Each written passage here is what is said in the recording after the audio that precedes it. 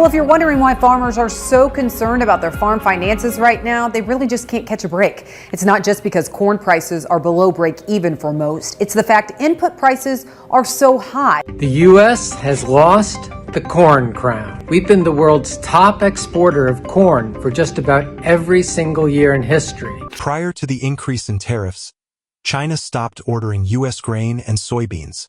A slamming hit.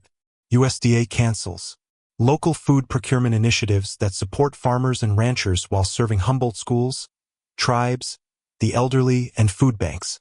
The entire U.S. maize belt is in a tailspin as a result of the sharp decline in corn prices, which have fallen to $3.50 per bushel. More than 2 million tons of corn were returned directly to porters are turning $1 million in New Orleans. Overnight, turning contracts into worthless paper. Combinations sit dormant from Iowa to Indiana. Because harvesting now means deeper losses. Like a massive Cracked grain kernels dump. lie under the rain like a giant grain beneath dump. the rain.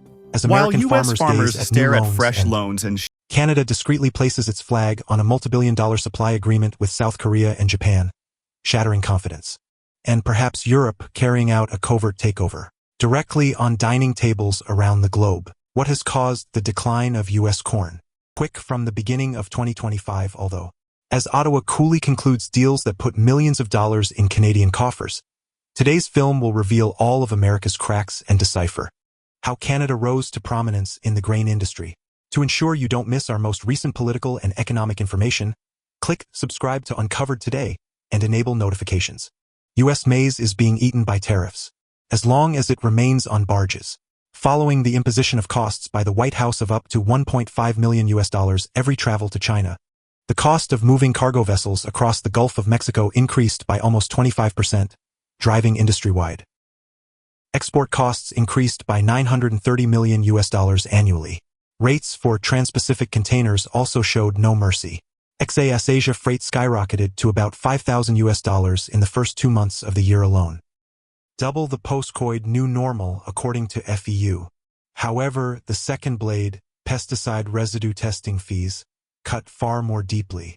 The Federal On Grain 14 Inspection March Service 2025, released a directive on the Federal March Grain 14, Inspection Service 2025. issued Directive The multi-residue export test charge was 9180.40, increased from raising the $57 multi-residue to export $81 test fee per from sample, 57 USD to 81 USD per sample. 40. A A 40% increase leap in a just single one crop cycle.